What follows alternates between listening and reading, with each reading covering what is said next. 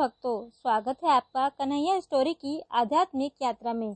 आज इस वीडियो में हम चैत्र मास में मनाए जाने वाले गणगौर की पूजा के बारे में जानेंगे, जो कि राजस्थान का एक प्रमुख त्योहार है। आज इस वीडियो में हम गणगौर पूजा के महत्व, उसकी पूजा विधि एवं कथा के बारे में जानेंगे। हिंदू धर्म में गणगौर पूजा का विशेष महत्व है। हिंदू पंचांग के अनुसार चैत्र माह में शुक्ल पक्ष की तृतीया तिथि को गणगौर तीज मनाते हैं।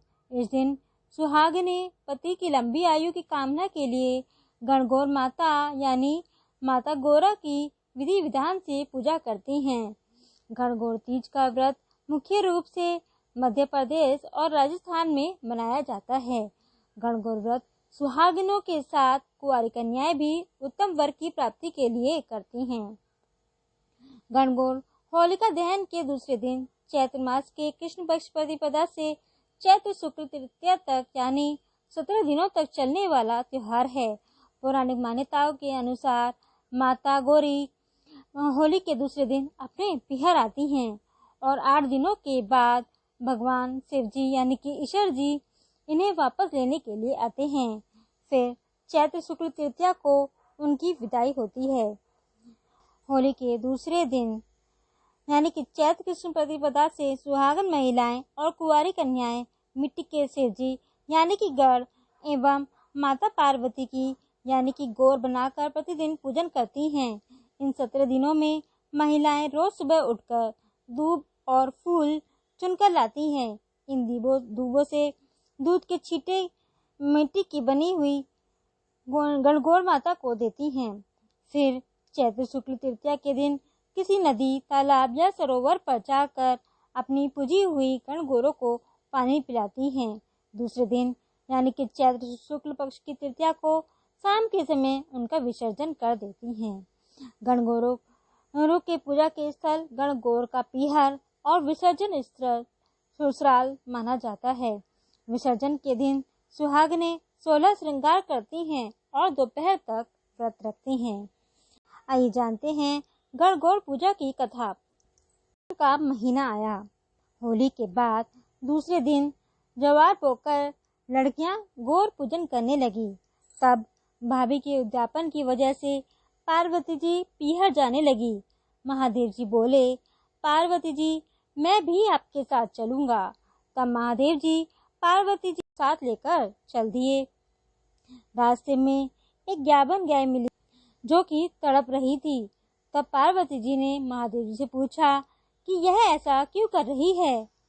महादेव जी बोले, पार्वती जी आगे चलो फिर देखेंगे।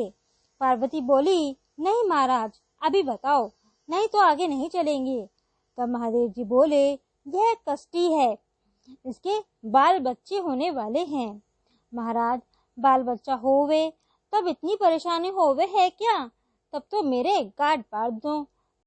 महादेव जी बोले, पार्वती जी आगे चलो, लगी हुई गांठ फिर खुलेगी नहीं। दूसरे गांव में गए। एक घोड़ी के बाल बच्चा होने वाला था। घोड़ी उठती थी और बैठती थी, तकलीफ पा रही थी। पार्वती बोली, यह ऐसा क्यों कर रही है। महादेव जी बोले, इसके भी बच्चा होने वाला है। महाराज बाल बच्चा होवे तब इतना कष्ट होवे, तब तो मेरे गांठ बांध दो। महादेव बोले, आगे चलो, दी हुई गांठ फिर खुलेगी नहीं, फिर पछताओगी। तीसरे गांव में गए। एक राजा की रानी कष्टी थी, बाल बच्चा होने वाला था उसके। गांव बहुत बड़ा था पर सुनसान था। पार्वती जी बोली, महाराज इस गांव में इतना सुनसान क्यों है। महादेव जी बोले, राजा की रानी के बाल बच्चा होने वाला है, जिससे बाजार बंद है। अगर बाल बच्चा होने में इतना कष्ट होता है तो मेरे गांठ बांध दीजिए। महादेव जी बोले, पार्वती जी आगे चलो। अब पार्वती जी जिद करके बैठ गई। महाराज गांठ बांध दो तभी चलूंगी, नहीं तो नहीं चलूंगी। महादेव जी ने पार्वती जी की जिद देखकर गांठ बांध दी। महादेव जी बोले, दी हुई गांठ अब नहीं खुलेगी। दोनों जने ससुराल गए। 10-15 दिन तक रहे, खूब खातिरदारी हुई। ससुराल में रसोई बनी। महादेव जी भांग के नशे में बनी हुई सारी रसोई जिम गए। 16 पिंडोली वे 4 बथुए की पिंडोली छोड़ी। पार्वती जी ने बथुए की 4 पिंडोली खाकर एक लोटा जल का पी लिया। फिर दोनों वहां से चल दिए। आगे रास्ते में विश्राम के लिए एक पेड़ के नीचे बैठ गए। महादेव जी बोले, पार्वती जी आपने क्या खाया? महाराज, जो आप जी में वही मैंने खाया। पार्वती जी पेड़ के नीचे सो गई। महादेव जी ने पार्वती जी के पेट की ढकनी खोलकर देखी। पहले समय में ढकनी खुल जाती थी। 4 बथुए की पिंडोली व एक लोटा जल डगमग कर रहा था। जब पार्वती जी उठी तब महादेव जी बोले, मैं बताऊं आपने क्या जीमा? 4 बथुए की पिंडोली व एक लोटा पानी। आज तो आपने मेरी ढकनी खोल के देखी, पर आगे से किसी भी स्त्री की ढकनी खोलकर नहीं देखनी चाहिए। किसी का पीहर गरीब तो किसी का पीहर अमीर है। पीहर की बात ससुराल नहीं कहना और ससुराल की बात पीहर नहीं कहना। ऐसा पार्वती जी ने कहा।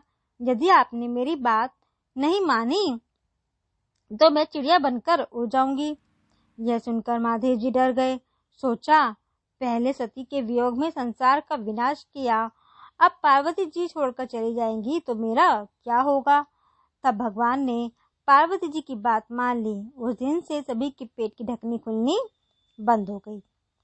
महादेव जी व पार्वती जी आगे चलने लगे तो पार्वती जी को याद आया कि गले का हार तो पीहर में ही रह गया। जब वापस पहुंचे तो वहां न पीहर था, न पीहर वाले, न नौकर व चाकर, जंगल ही जंगल था। महादेवी जी समझ गई तब यह सब भगवान की माया थी। महादेव जी व पार्वती जी जब वापस आ रहे थे तो रास्ते में राजा की रानी के एक कुंवर हुआ तो बधाई गाई जा रही थी, वह आनंद मनाया जा रहा था। पार्वती जी बोली, महाराज मेरी गांठ खोल दो, मुझे तो बच्चा चाहिए। महादेव जी बोले, दी हुई गांठ अब नहीं खुलेगी। दूसरे गांव में गए, घोड़े के बच्चा हुआ, घोड़ी के आगे पीछे फिर रहा था। पार्वती जी बोली, महाराज ऐसा बच्चा मुझे भी चाहिए, गांठ खोल दो। महादेव जी बोले, दी हुई गांठ अब नहीं खुलेगी। आगे गए तो गाय के बछड़ा हुआ, दौड़ दौड़ कर नाच रहा था। गाय बछड़े को चाट रही थी, उसका मालिक आनंद मना रहा था, घास डाल रहा था। पार्वती जी बोली, ऐसा बेटा तो मुझे भी चाहिए। महादेव जी बोले, दी हुई गांठ अब नहीं खुलेगी। महादेव जी और पार्वती जी कैलाश चले गए।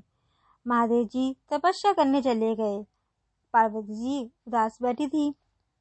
अपने शरीर से मैल उतारकर मैल का पुतला बना लिया, उसे जीवन दान देकर दरवाजे पर बैठा दिया और कहा, अंदर किसी को आने मत देना, मैं नहा रही हूँ। महादेव जी वापस आ गए। वो अंदर जाने लगे तो पुतले ने कहा, माँ अंदर नहा रही है। महादेव जी ने कहा, कौन सी माँ? कहकर त्रिशूल से गर्दन काट दी। पार्वती जी ने पूछा, आप अंदर कैसे आए? आपको किसी ने रोका नहीं? रोका था, एक जिद्दी लड़का था, मैं उसकी गर्दन काट कर आ गया हूँ। पार्वती जी बोली, वो मेरा बेटा था, उसको आप जीवित करो, उसके बिना मैं नहीं रह सकूंगी। महादेव जी घबरा गए, गणों को आज्ञा दी, जो माँ अपने बच्चों की तरफ कमर करके सो रही हो, उसकी गर्दन काट कर लाओ। महादेव जी के गण चारों ओर फैल गए। सभी माताएं बच्चों को छाती से लगाए सो रही थी, एक हथनी पीट करके सो रही थी। गण उसी की गर्दन उतार कर ले आए, गर्दन बच्चे के सिर पर लगा दी, अमृत के छींटे डालकर बच्चा जिंदा हो गया। पार्वती जी बोली, यह तो सूंड से डोलो, धून डंडोलो, मोटे कान मोटी सूंड, महाराज ऐसा क्यों मुंह लगाया, इन्हें कोई भी नहीं चाहेगा। महादेव जी बोले, पार्वती जी आपकी बेटी की पूजा सबसे पहले होगी, इसको सबसे पहले पूजेंगे, बाद में दूसरी पूजा होगी, यह वरदान दिया। यह सुनकर पार्वती जी खुश हो गई। तभी से शादियों व सभी कामों में सबसे पहले गणेश जी की पूजा होती है। गणेश जी को ध्याओगे, रिद्धि सिद्धि पाओगे। हे महादेव जी, जैसे पार्वती जी को बेटा दिया, वैसे सबको देना, अधूरी की पूरी भगवान पूरी करना। तो ये थी गणगौर मैया की कहानी। आपको कैसी लगी नीचे कमेंट बॉक्स में लिखकर जरूर बताएं। ऐसी और भी व्रत कथाएं सुनने के लिए मेरे चैनल को सब्सक्राइब करना ना भूलें। और अगर अब तक आपने मेरे चैनल को सब्सक्राइब नहीं किया है तो इसे सब्सक्राइब करें और बेल आइकन को जरूर दबाएं, जिससे मेरे आगे आने वाले वीडियो की नोटिफिकेशन आपको आसानी से मिल जाए। राधे राधे।